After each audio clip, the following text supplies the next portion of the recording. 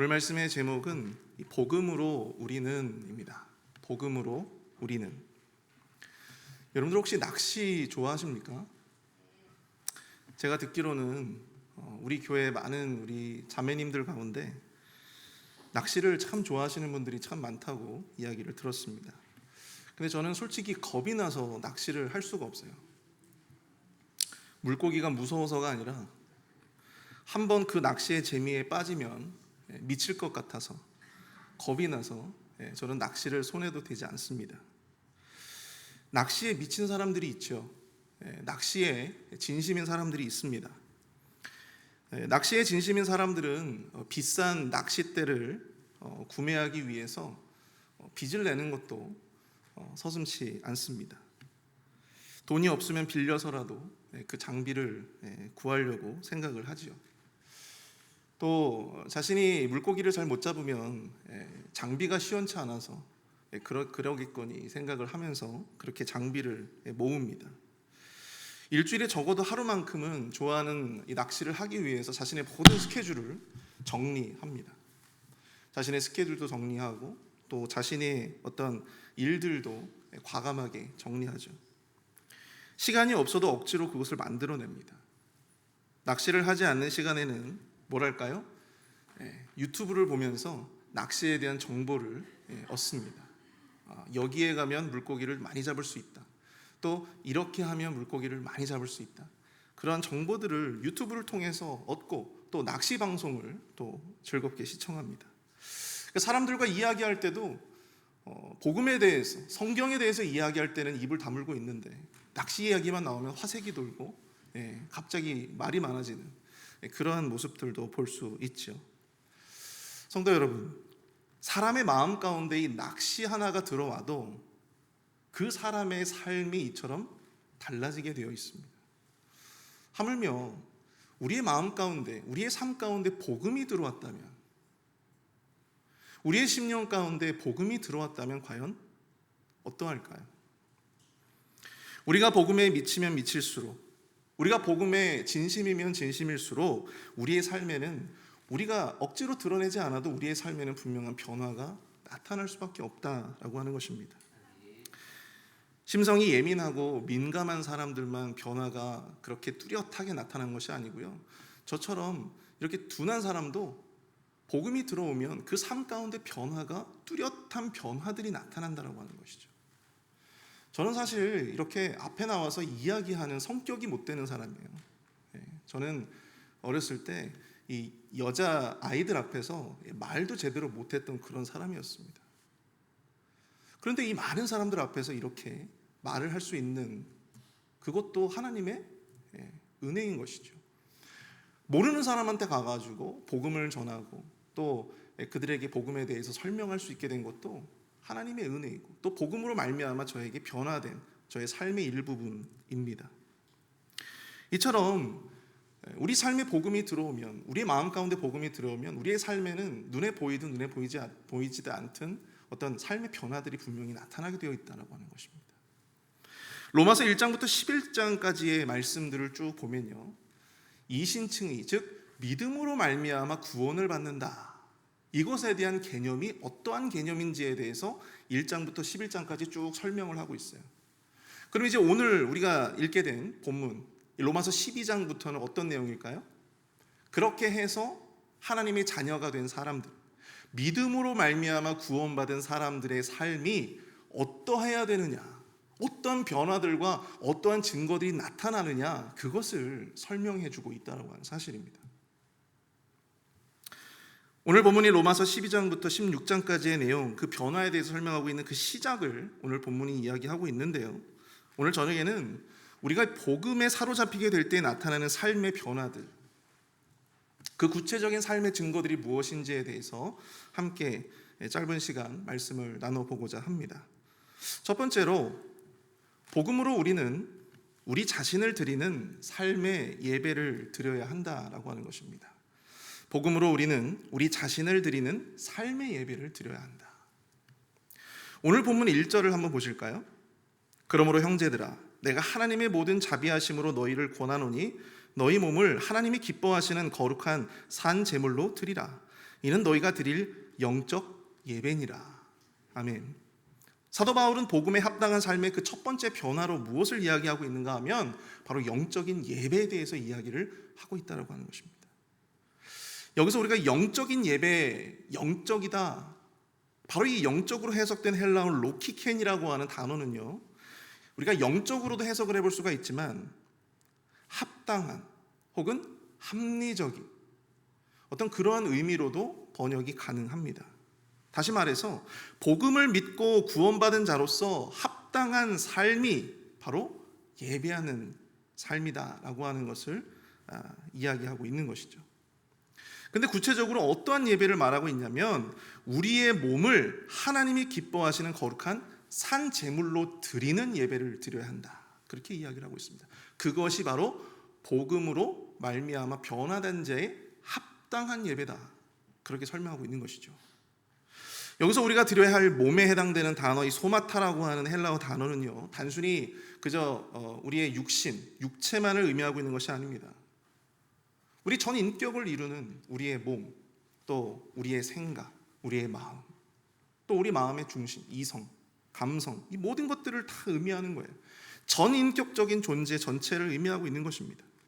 우리가 우리의 몸을 하나님 앞에 드린다라고 하는 것은요, 우리의 생각과 마음, 그리고 우리의 전 인격, 또 우리가 살아가고 있는 이 삶의 현장, 그 모든 삶 전체를 하나님 앞에 바친다, 하나님 앞에 내어드린다라고 하는 것을 의미하고 있다라고 하는 것입니다.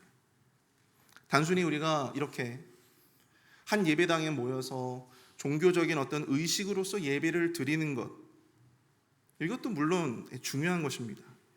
그런데 우리가 이것보다 훨씬 더 중요한 것은 뭐예요? 우리의 삶을 통해 우리 자신을 내어드리는 삶의 예배, 우리의 보이지 않는 곳에서 드려지는 삶의 예배, 그것이 너무나 중요하다라고 하는 것이죠. 바로 그렇게 우리 자신을 드리는 삶의 예배야말로 하나님이 가장 기뻐하시는 예배이다라고 하는 것입니다. 예수님은 마태복음 16장에서 우리의 자아를 꺾는 이 삶의 예배를 이렇게 표현을 하셨어요. 이에 예수께서 제자들에게 이르시되 누구든지 나를 따라오려거든 자기를 부인하고 자기 십자가를 지고 나를 따를 것이니라. 여러분, 자기 부인이라고 하는 것이 다른 말이 아닙니다. 우리가 가진 마음과 의지와 계획과 고집, 야망 같은 것들을 하나님 앞에, 하나님의 말씀 앞에 내려놓고 나의 뜻과는 상관없이 하나님의 뜻 가운데 우리가 순복하며 나아가는 것, 이것이 바로 자기의 부인이 아니겠습니까? 이것이 바로 우리가 마땅히 드려야 할 우리 자신을 드리는 삶의 예배이다라고 하는 것입니다. 거룩한 모습으로 우리가 두 눈을 감고 찬양을 따라 부르는 것도 참 중요하죠. 우리가 목사님의 말씀을 통해서 아멘 아멘 하면서 그렇게 말씀을 듣는 것도 너무나 중요합니다. 그런데 그것보다 우리 자신을 하나님 앞에 부복하며 하나님의 뜻대로 겸손하게 순종하며 나아가는 것, 여러분, 그것이야말로 우리가 드려야 할 참 예배이고 또 복음을 받은 자로서, 복음으로 말미암아 변화된 자로서 마땅한, 합당한 예배가 된다라고 하는 것을 우리가 꼭 기억했으면 좋겠습니다. 로마서 6장 13절을 보시면요, 또한 너희 지체를 불의의 무기로 죄에게 내주지 말고 오직 너희 자신을 죽은 자 가운데서 다시 살아난 자와 같이 하나님께 드리며 너희 지체를 의의 무기로 하나님께 드리라, 그렇게 말씀을 하고 있어요. 사도 바울은 우리 자신을 불의의 무기로 죄에게 내주지 말라, 그렇게 말씀하고 있습니다. 그리고 의의 무기로 누구에게로요? 하나님께로 우리를 드려야 한다라고 이야기하고 있어요. 예배당에서는 우리가 의식적으로 하나님 앞에 누구보다도 열심히, 누구보다도 더 거룩한 모습으로 예배 드리는데 우리의 삶을 통해 여전히 우리 자신을 죄에게 던져주고 있다라고 한다면, 여러분, 그것은 결코 우리가 예배를 하나님 앞에 올려드렸다 말할 수 없을 것입니다. 모든 믿는 자의 구원을 이루기 위해서 아버지의 뜻대로 십자가에서 죽으시고 다시 부활하신 바로 그 예수 그리스도처럼 우리의 뜻을 꺾고 하나님의 뜻에 순종하는 삶을 온전히 살아야 할 줄로 믿습니다. 누구보다 예배는 잘 드리고 교회 봉사는 열심히 하는데 자신의 어떤 그 고집, 자신의 그 아주 작은 그 소신, 그거 하나 꺾는 것을 주저하는 사람들이 있어요. 저도 그런 사람이었습니다. 사랑과 용서에 대한 설교를 들으면서 아멘 아멘 하는데요, 실제로 내가 미워하는 그 누군가를 품어주고 또 그와 함께 일하는 것을 주저하는 그런 모습들이 우리에게는 없습니까? 찬양할 때는 누구보다도 경건하고 은혜스럽게 찬양을 잘 따라 부르는데 예배당만 나가면 그 찬양했던 입술로 다른 사람들에게 상처를 주거나 다른 사람들을 세워주지 않고 깎아내리는 그러한 모습들이 우리 안에는 없습니다. 예배라는 것이 하나님 앞에 우리 자신을 드리는 것이라고 했는데 우리 자신마저 하나님 앞에 기꺼이 내려놓기를 포기한다면 여러분, 우리가 드리는 과연 그 예배가 어떻게 하나님 앞에 올려드릴 수가 있을까요? 그저 종교적인 어떤 의식에 불과할 것입니다. 과연 이것이 믿는 자의 예배이겠습니까? 하나님이 기뻐하시는 예배라고 할 수가 있을까요? 사랑하는 성도 여러분, 우리의 예배를 이 예배당 안에만 가둬두지 마시기를 축복합니다. 이 예배당 밖에 나아가서 여러분들의 그 삶의 현장에서 여러분들의 뜻을 꺾고 하나님의 말씀을 부복하는 그 삶의 실천이 있기를 축복합니다. 그럴 때 하나님께서 그 현장 속에서 더 큰 영광을 받으시는 거예요. 그 현장 속에서 더 큰 하나님께 기쁨을 드릴 수가 있는 것입니다. 아무쪼록 우리 안에 이러한 하나님의 뜻을 따라 살려고 하는 이런 발버둥 치는 노력, 이 복음에 합당한 삶의 예배를 온전히 드리시는 저와 여러분들이 될 수 있기를 축복합니다. 두 번째로요, 복음으로 우리는 무엇보다 하나님의 뜻을 분별해야 합니다. 복음으로 우리는 무엇보다 하나님의 뜻을 분별해야 돼요. 오늘 보면 2절을 함께 보실까요? 너희는 이 세대를 본받지 말고 오직 마음을 새롭게 함으로 변화를 받아 하나님의 선하시고 기뻐하시고 온전하신 뜻이 무엇인지 분별하도록 하라, 그렇게 말씀을 하고 있습니다. 특히 사도 바울은 믿음으로 구원받은 하나님의 자녀들에게 이 세대를 본받지 말라, 그렇게 말씀하고 있어요. 여기서 이 구절을 원문으로 조금 더 자연스럽게 번역을 해보면 이렇습니다. 그리고 너희는 계속 이 세상과 같은 모양이 되지 마라. 너희는 너희 자신을 이 세상과 동일시하지 마라. 하나로 여기지 말라, 이 말이에요. 우리는 비록 이 세상 속에 살고 있지만 결코 이 세상의 타락하고 악한 풍조와 그 기준을 따라 살아갈 수가 없는 그러한 존재임을 믿으실 수 있기를 축복합니다. 우리가 따라가야 할 삶의 기준이 분명히 있다라고 하는 것이죠. 그리고 그러한 기준을 따라 살기 위해서 필요한 것이 무엇인가요? 바로 오늘 본문에서는 그것을 분별이라고 이야기를 하고 있습니다. 근데 여기서 이 분별하도록이라고 번역된 이 단어, 도키마제인이라고 하는 이 단어는요, 시험하다, 조사하다, 증명해내다 라고 하는 아주 매우 적극적인 그런 뉘앙스의 단어들로, 의미들로 구성이 되어 있어요. 분별하다라고 하는 말은 굉장히 적극적인 단어예요. 수동적인 단어가 아니고 굉장히 적극적인 단어입니다. 주도적인 단어예요. 이는 매우 적극적인 노력의 의미를 담고 있습니다. 가만히 앉아서 하나님이 어떠한 뜻을 주시나 입을 크게 벌리고 하나님의 그 뜻을 주시는, 그것을 수동적으로 기다리는 그런 모습이 아니에요. 그 뜻을 알아내기 위해서 발버둥 치고 그 뜻을 알아내기 위해서 조사하고 그 뜻을 알아내기 위해서 노력하는, 바로 그러한 뉘앙스를 담고 있어요. 우리를 향하신 하나님의 선하시고 기쁘시고 온전하신 뜻이 무엇일까? 그것을 끊임없이 고민하면서 그것을 알아내기 위한 구체적인 노력을 기울이고 살아야 한다고 하는 것입니다. 많은 사람들이 하나님의 뜻을 분별한다고는 하지만 정작 이 어떤 것을 선택해야 되는 순간이 오잖아요. 그럼 어떻게 선택을 할까요? 자신에게 익숙한 대로, 혹은 자기에게 유리한 대로, 혹은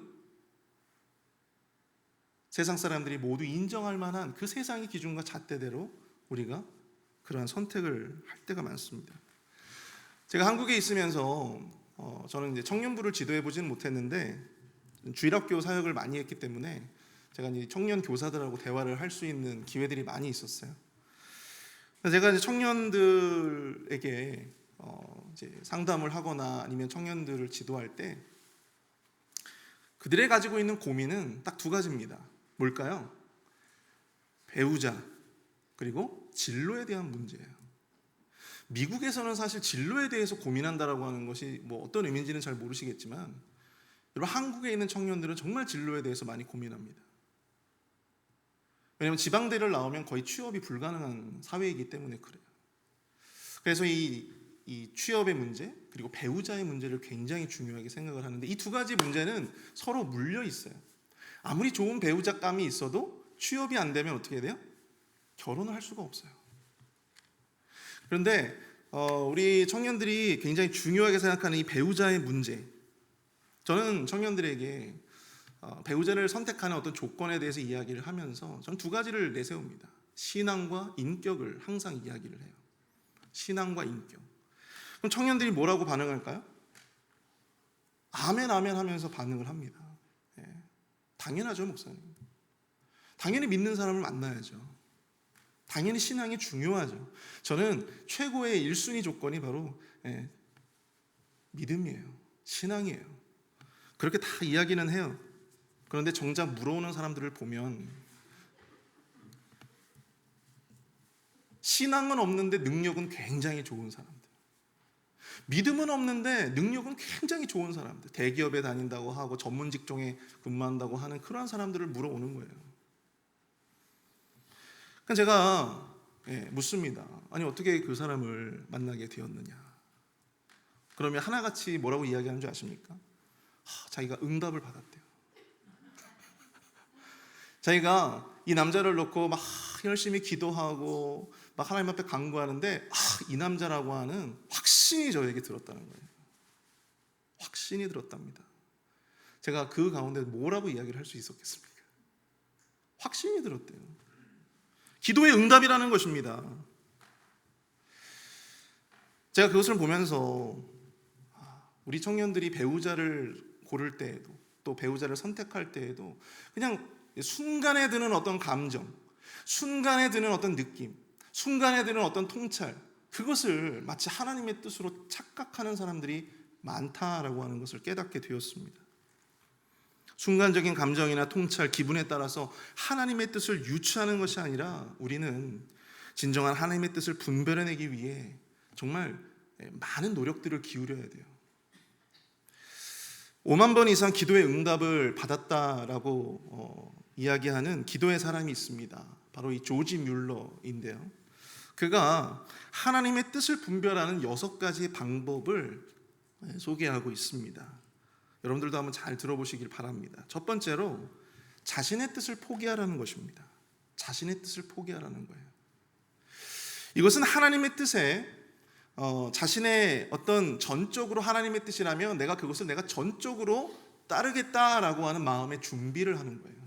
어떤 사람은 하나님의 뜻을 구한다라고 하면서 자신의 뜻을 놓지 않으려고 하는 사람들이 있잖아요. 그럼 하나님의 뜻이 주어져도 그 뜻대로 갈까요, 안 갈까요? 안 가는 거예요.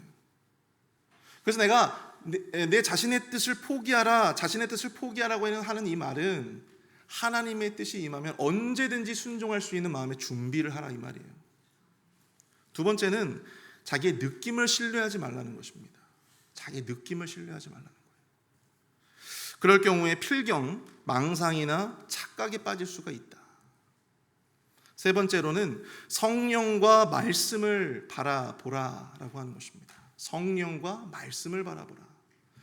여러분, 우리 삶 가운데 정말 큰 아이러니가 뭔지 아십니까? 나는 언제나 하나님의 뜻을 구한다고 하는데 성경을 읽지를 않아요. 하나님의 말씀을 보지를 않습니다. 하나님의 말씀을 묵상하지를 않습니다. 기도를 하지를 않습니다. 그런데 우리의 입만 열면 하나님의 뜻을 구한다고 말을 해요. 어불성설이지 않습니까? 우리가 하나님의 뜻을 알기를 원한다면 우리가 하나님의 말씀을 늘 묵상하고 어떤 그 말씀을 읽으려는 노력을 해야 된다고 하는 것이죠. 네 번째로 섭리로 주관하시는 환경을 고려하라 이 말입니다. 섭리로 주관하시는 환경을 고려하라. 환경을 고려하라. 하나님은 우리가 놓인 그 환경 안에서 역사하시기 때문에 하나님이 섭리하시는 주관하시는 그 환경의 상황을 면밀히 살펴야 한다라고 하는 것입니다. 다섯 번째로 하나님의 뜻을 보여달라고 간절히 기도하는 것입니다. 우리가 생각하는 어떤 궁극의 우리의 소원, 어떤 우리의 생각들을 놓고 하나님 앞에 이것을 들어달라고 하나님 앞에 기도하는 것이 아니고요, 하나님의 뜻이 무엇인지를 기도하는 거예요. 여러분, 이게 정말 왜 중요하냐면요, 여러분들 아시겠지만 이스라엘 백성들이 사무엘을 통해서 하나님 앞에 요구한 게 있습니다. 무엇을 요구했죠? 왕을 요구했단 말이에요. 하나님 앞에 왕을 아주 줄기차게 요구합니다. 이웃 나라들을 보니까 다 아주 카리스마적인 그런 왕들이 백성들을 너무나도 안정적으로 잘 다스리고 있더라. 우리에게도 왕이 필요하다. 우리에게도 우리 눈으로 볼 수 있는 왕이 필요하다. 우리를 지도해 줄 수 있는 왕이 필요하다라고 줄기차게 하나님 앞에 요구합니다. 그러니까 하나님이 그 요구를 어떻게 하셨을까요? 들어주셨어요. 그 요구를 들어주셨어요. 근데 여러분, 그 응답이 그들에게 과연 축복이었을까요? 이스라엘 백성들에게 그 응답은요, 결코 축복이 아니었습니다. 여러분, 우리의 소원이 이루어졌다고 해서 그것을 우리의 축복이라고 생각할 수가 없는 거예요. 여러분, 우리는 끊임없이 내 마음의 소원이 아니라 하나님의 뜻이 어떤지를 듣고 그것을 이루어달라고, 보여달라고, 구해달라고 그렇게 간구해야 된다라고 하는 사실이죠. 마지막으로 무엇인가를 결정했을 때 우리 마음 가운데 평온함이 있는지를 점검하라라고 하는 것입니다. 우리의 마음에 평온함이 있는지. 어떤 것은 우리 마음에 늘 찜찜함이 있고 마음이 불편하고 늘 마음에 두려움이 있다면, 여러분, 그것은 하나님의 뜻이라고 우리가 생각하기가 어렵다라고 하는 것이죠. 사랑하는 성도 여러분, 하나님의 뜻을 분별하고자 하는 구체적인 노력을 기울이는 것은 우리에게 너무나 중요한 것입니다. 그러나 무엇이 하나님의 뜻인가를 분별하는 것 이상으로 더 중요한 게 있습니다. 그것이 바로 무엇이냐면, 그것은 하나님의 뜻은 지극히 선하고 온전하다라고 하는 믿음을 우리가 유지하는 일입니다. 처음에는 하나님의 뜻인 줄 알고 좋아했는데 그것이 우리의 뜻대로 우리의 상황이 너무나도 참 어려운 상황으로 흘러갈 때 우리는 처음에 그 뜻을, 처음에 그 마음을 놓치기가 쉬워요. 아, 이게 정말 하나님의 뜻이었나? 의심하고 또 하나님 앞에 원망하기 쉽습니다. 근데 여러분, 하나님이 우리에게 주신 뜻은 그 과정이 비록 험난하고 힘들다 할지라도 결국 그 끝은 선하고 온전한 하나님의 뜻임을 믿으실 수 있기를 축복합니다. 로마서 8장 28절에 이런 말씀이 있습니다. 우리가 알거니와 하나님을 사랑하는 자 곧 그의 뜻대로 부르심을 입은 자들에게는 모든 것이 합력하여 선을 이루느니라. 언제나 하나님의 뜻이 무엇일까 기민하게 그 뜻을 구하고 그 받은 하나님의 뜻의 선함과 온전함을 믿음으로 나아가시는 저와 여러분 될 수 있기를 축복합니다. 마지막으로, 복음으로 우리는 우리의 은사로 그리스도의 몸된 교회를 세워 나아가야 합니다. 복음으로 우리는 우리의 은사로 그리스도의 몸된 교회를 세워 가야 한다. 오늘 보면 5절을 보시면요, 이와 같이 우리 많은 사람이 그리스도 안에서 한 몸이 되어 서로 지체가 되었느니라. 그리스도 안에서 모든 성도들이 각각 지체를 이룬다. 그리고 6절을 보세요. 우리에게 주신 은혜대로 받은 은사가 각각 다르니 혹 예언이면 믿음의 분수대로. 각 지체가 각각 주어진 은혜대로 다른 은사를 갖게 된다라고 하는 것입니다. 어떤 사람은 예언하는 은사로, 어떤 사람은 섬기는 일로, 어떤 사람은 가르치는 일로, 어떤 사람은 위로하는 일로, 어떤 사람은 구제로, 다양하게 각각의 받은 은사를 활용하여 그리스도의 몸된 교회를 지체로서 그 책임을 다해야 된다라고 하는 것이죠.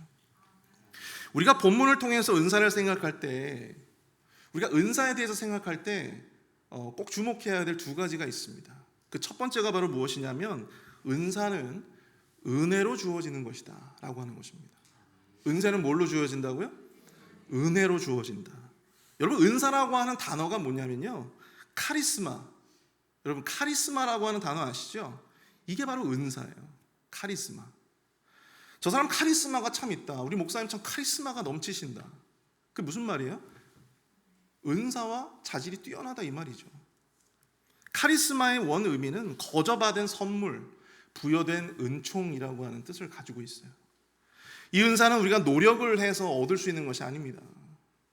우리가 우리의 은사를 막 개발해 가지고 이것을 할 수도 있는 것도 아니에요. 이것은 하나님의 전적인 은혜의 결과입니다. 믿으십니까? 우리가 어떠한 은사를 사모하고 갖고 싶다고 해서 얻어질 수 있는 것이 아니다라고 하는 것이죠. 오순절 계열의 교단에서는 소위 은사를 매우 절대적인 것으로 생각을 하더라고요. 그래서 그 교회에서 직분을 받으려면 방언의 은사는 무조건 받아야 되는 걸로 알고 있습니다. 은사를 받지 못했으면 그리스도인이라고 참 말하기도 어려운, 내세우기도 어려운 그러한 어떤 상황이더라고요. 그래서 우리나라의 순복음 교단에서는 이 방언의 은사를 매우 중요하게 생각해서 주일학교 아이들에게도 방언하는 방법을 가르칩니다.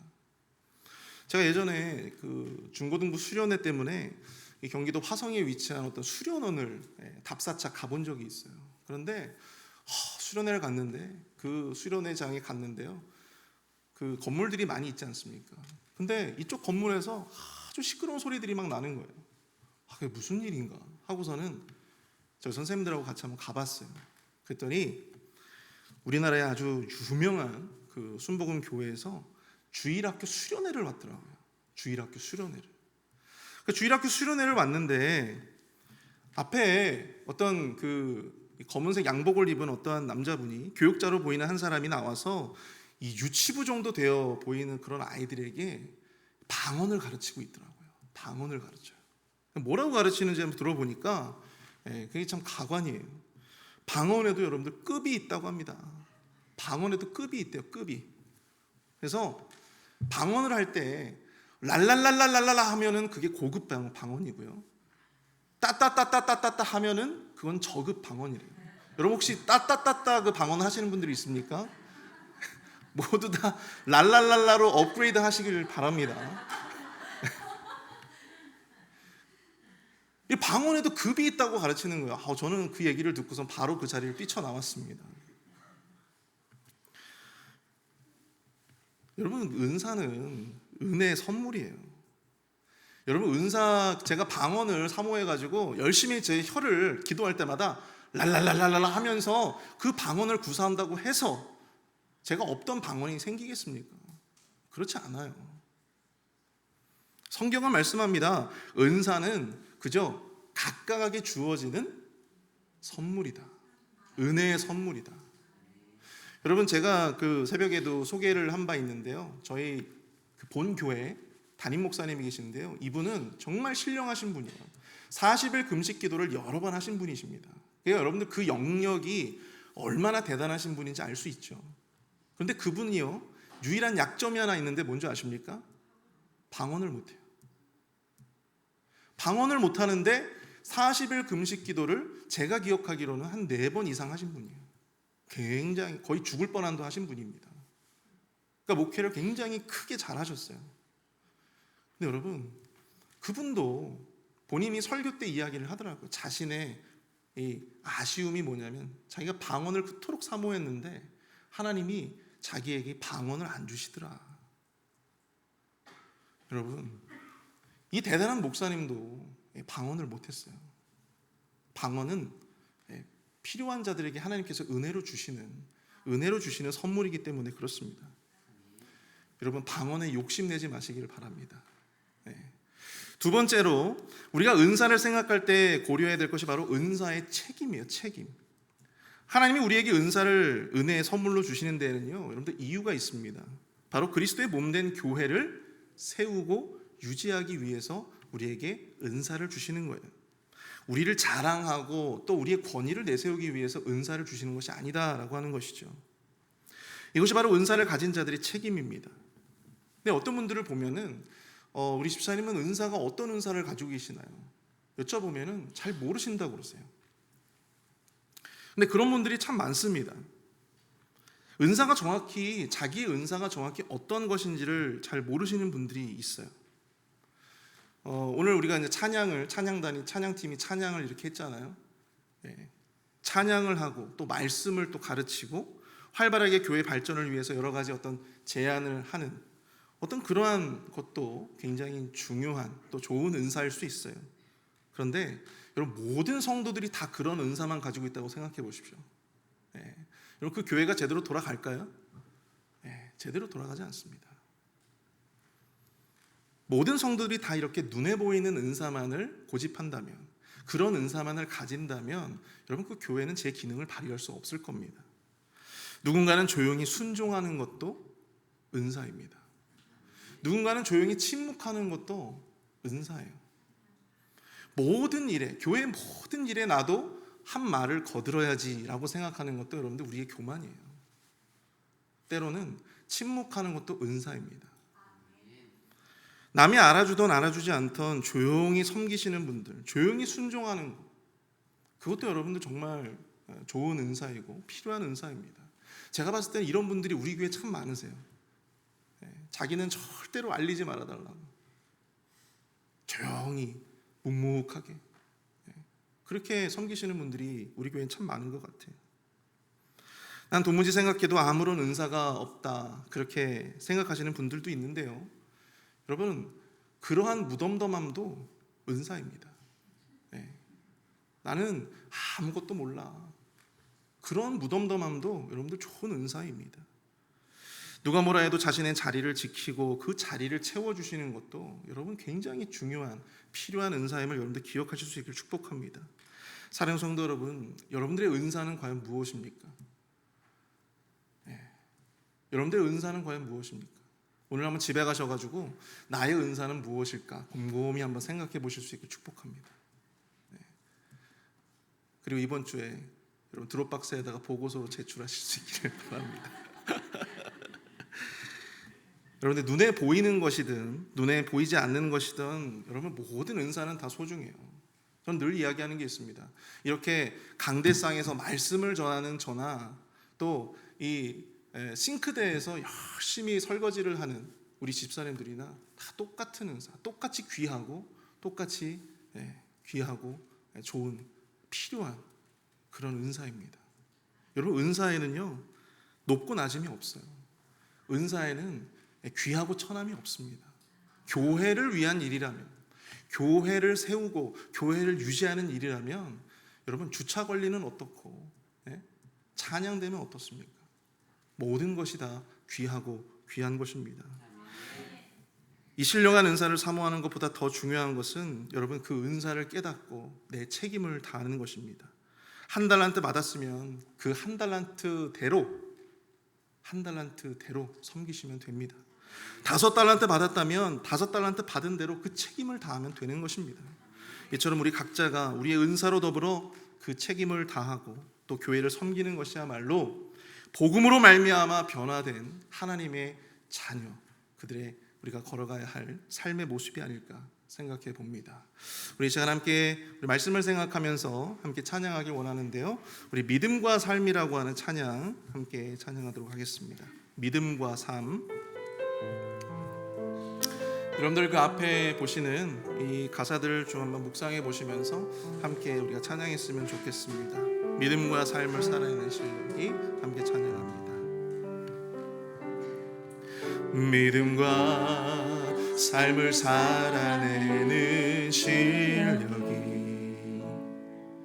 너무나 다른 내 모습을 볼 때에 이 모습도 주가 사랑하실까? 자신 없는 내 모습 그저 주님 앞에 있네. 나 같은 자도 사랑하여 주시고 한 번도 나를 떠나지 않으셨네. 아픔 속에 주를 찾게 여긴 날 꾸짖지 않으시고 내 손 잡아주시네. 함께 찬양합니다. 오직 주님 안에, 오직 주님 안에 두려움 없네. 고난을 통해 날 만드심을 믿네. 주님만이 내 모든 것 되시네. 주의 강한 손 날 붙드시네.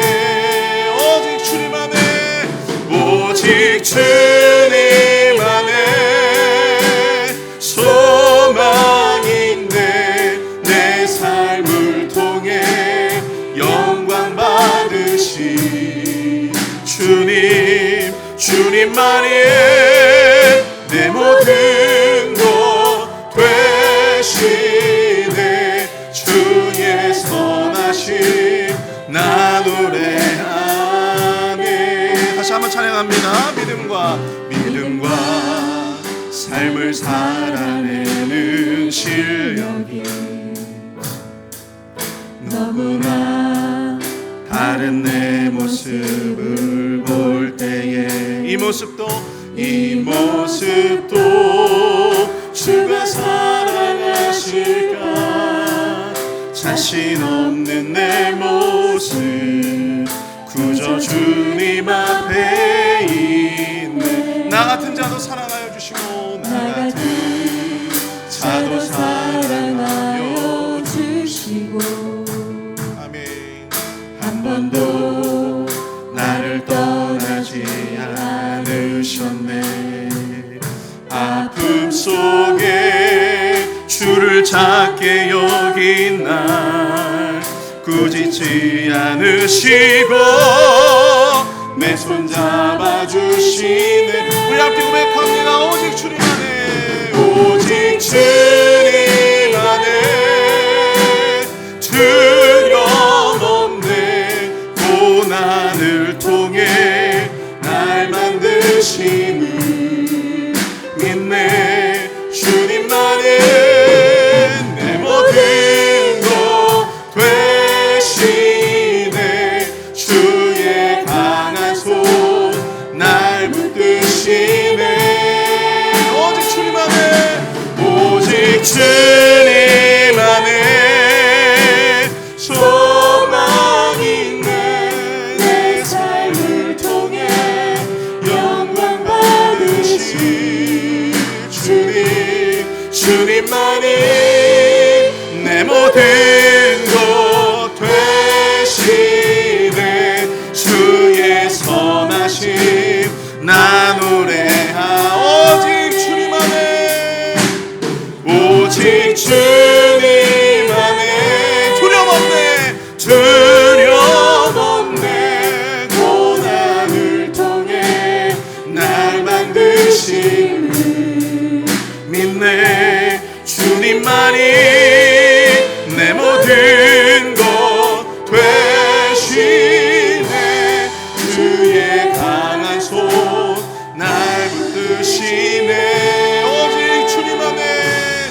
오직 주님 안에 소망 있네. 내 삶을 통해 영광 받으신 주님만이 내 모든 것 되시네. 주의 선하심 나 노래하네. 주님만이 내 모든 것 되시네. 주의 선하심 나 노래하네.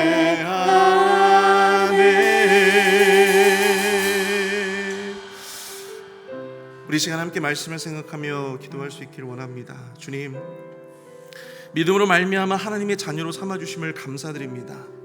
그에 합당한 삶의 변화가 우리의 삶을 통해 나타나게 하여 주시옵소서. 우리 자신을 드리는 삶의 예배를 드리게 하여 주시고 무엇보다 하나님의 뜻을 분별할 수 있는 노력을 기울이게 하여 주시며 우리가 받은 은사를 깨닫고 그 책임을 다하는 삶을 살아가게 하여 주옵소서. 우리 함께 말씀을 생각하며 우리 주여 한번 크게 부르짖고 통성으로 함께 기도하겠습니다. 주여! 사랑을 내가 풍성하신 하나님 아버지, 내와 사랑을 감사합니다. 하나님 먼지마도 못한 아버지 죄 있는 우리를 하나님의 자녀로 삼아주시고 주님의 귀한 아버지 사역을 감당할 수 있도록 베풀어 주심을 감사드립니다. 하나님 아버지, 우리의 삶을 통하여 우리 자신을 꺾고 우리 자신의 의지를 꺾고 내 고집을 내려놓는 삶의 예배를 온전히 드릴 수 있도록 인도하여 주시옵소서. 우리 자신의 승리한 삶의 예배, 아버지 그 삶의 예배를 아버지 놓치지 않도록 주여 하나님 아버지 붙들어 주시옵기를 주여 간절히 원합니다. 하나님 아버지, 하나님의 뜻을 분별하는 노력을 게으르지 않게 하여 주시옵소서. 늘 언제나 하나님의 기준, 하나님의 뜻을 분별할 수 있게 하여 주시옵소서. 우리 일시적인 감정이나 일시적인 느낌으로 그것을 하나님의 뜻이라고 착각하지 않게 하여 주시옵소서. 우리 마음의 소원을 하나님의 뜻이라고 착각하지 않게 하여 주시옵소서. 온전히 하나님의 뜻을 구하며 말씀을 통하여 하나님의 뜻을 찾는 우리의 모습들이 될 수 있도록 역사해 주시옵기를 주여 간절히 소원합니다. 우리가 받은 은사를 깨닫게 하여 주시옵소서. 하나님 아버지 그 책임을 다할 수 있도록 주여 하나님 아버지 추정하여 주시옵기를 간절히 원합니다. 하나님 아버지 우리가 받은 그 은사를 완용할 수 있도록 인도하여 주옵소서. 한 달란트를 받았든 두 달란트를 받았든 5달란트를 받았든 하나님 아버지 그거에 맞는 우리의 아버지 사명을 온전히 감당할 수 있도록 우리에게 힘을 주시고 은혜를 도와주시옵기를 주여 간절히 소망합니다. 아버지 하나님 붙들어 주시옵소서. 하나님 역사하여 주시옵소서. 우리 시간 함께 이어서 기도하실 때 우리 교회의 여러 봉사자들과 또 헌신자들을 위해서 함께 기도합니다. 각자의 지체로서 또 각자의 재능과 또 각자의 은사대로 우리 교회를 섬기고 또한 유지하고 세워나가기 위해서 노력하는 분들이 참 많습니다. 예배를 섬기고 친교를 섬기고 재정을 섬기고 안내를 섬기고 교육부서로 섬기며 전도와 선교의 사역으로 섬기며 당회와 또한 각 기관으로 섬기는 많은 리더들과 봉사자들이 있습니다. 주님, 이들을 향한 주님께서 함께하여 주셔서 그 받은 은사의 책임을 온전히 잘 감당할 수 있는 능력을 주시옵소서. 믿음을 주시옵소서. 그들 자신을 온전히 내려놓고 자랑하는 것이 아니라 온전히 교회를 높이고 주님을 높이는 봉사와 헌신으로 나아갈 수 있도록 역사해달라고 그들과 함께 해달라고 주여 한번 크게 부르짖고 통성으로 함께 봉사자들과 헌신자들을 위해서 기도합니다. 주여 사랑은 내가 풍성하신 하나님 아버지 은혜와 사랑을 감사합니다. 하나님 아버지 우리 교회 봉사자들과 헌신자들을 위해서 기도합니다. 우리 교회 각 처소에서 예배를 섬기며 신교를 섬기며 재정을 섬기고 안내로 섬기며 교육부서를 섬기고 전도와 선교의 사고로 섬기는 많은 분들이 있습니다. 당회와 또한 각 기관을 섬기는 많은 리더들과 봉사자들이 있습니다. 주여 하나님 아버지 이들을 축복하여 주시옵소서. 하나님 아버지 이들의 은사에 축복하여 주옵소서. 하나님 아버지 은사를 더할 수 있도록 인도하여 주시며 그 받은 은사에 온전한 책임을 더할 때 놀란 아버지 하며 사역의 결실들을 거둘 수 있도록 주여 하나님 아버지 붙들어 주시옵기를 간절히 소원하오니 하나님 아버지 역사하여 주시옵소서. 하나님의 능력대로 아버지 하나님의 온전히 주님의 교회를 섬기는 아버지 하나님의 봉사자도 또 늘어날 수 있도록 인도해 주시옵기를 원합니다. 하나님 아버지 붙들어 주시옵소서. 은혜를 도하여 주시옵소서. 하나님 주장하여 주시옵기를 주여 간절히 소원하오니 하나님 아버지 그 모든 자들에게 은혜를 도하여 주시고 주여 붙들어 주시옵기를 주여 간절히 소원합니다. 아버지요 하나님 아버지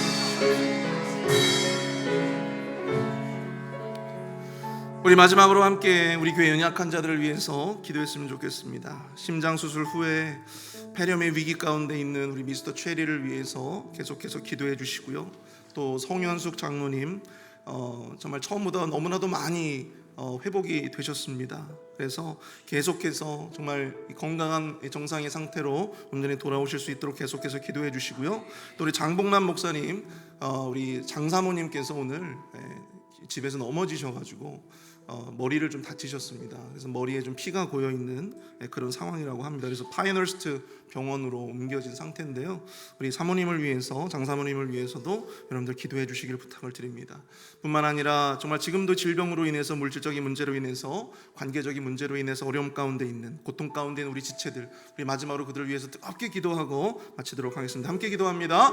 사랑의 은혜가 충만하신 주님 아버지 하나님 주여 아버지 하나님의 질병의 고통으로 말미암아 어려움 가운데 있는 지체들 주여 하나님 아버지 붙들어 주시옵소서. 하나님 아버지 그들에게 치료의 은사를 더하여 주시옵소서. 치료의 광선을 발하여 주셔서 온전히 아버지 하나님 주님 앞에 기쁨으로 아버지 하나님 치유와 회복의 아버지 감사하며 나올 수 있도록 주여 붙들어 주시옵기를 원합니다. 하나님 아버지 심장수술 후에 폐렴 가운데 있는 미스터 체리를 아버지 주여 지켜 보호하여 주시옵소서. 하나님 아버지 하루속히 정상의 아버지 온도로 돌아올 수 있도록 세월이 내려갈 수 있도록 주여 하나님 아버지 은혜를 베풀어 주시며 하나님 아버지 온전히 아버지 인식에서 역사해 주셔서 송현숙 장로님 아버지 끝까지 회복을 위해서 기도합니다. 주여 하나님 아버지 정상의 아버지 모습으로 돌아오실 수 있도록 우리 송현숙 장로님 주께 지켜주시고 보호해 주시옵기를 주여 간절히 소원합니다. 우리 장봉남 목사님 사모님 주여 장사모님을 위해서 기도합니다. 하나님 아버지 머리에 고여있는 물을 깨끗하게 제거할 수 있도록 주여 인도하여 주옵소서. 하나님 아버지 이상이 없도록 주여 앞에서 붙들어 주시고 인도하여 주시옵기를 주여 간절히 소원합니다. 하나님 아버지 여러 가지 아버지 질병의 고통의 아버지 문제 가운데 있는 하나님 아버지 그들을 주님께서 지켜주시고 보호하여 주시옵소서.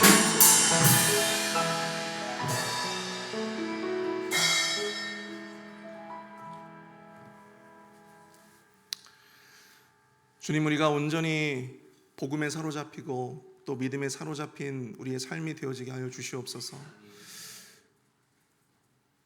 우리가 세상의 취미에 미쳐도 또 거기에 우리의 마음을 쏟아도 우리의 삶에 너무나도 큰 변화가 나타나는데, 우리가 예수님을 믿고 또한 예수님으로 말미암아 복음이 우리의 심령 가운데 들어왔고 또 믿음이 우리 안에 있는데 왜 우리의 삶에는 변화가 없습니까?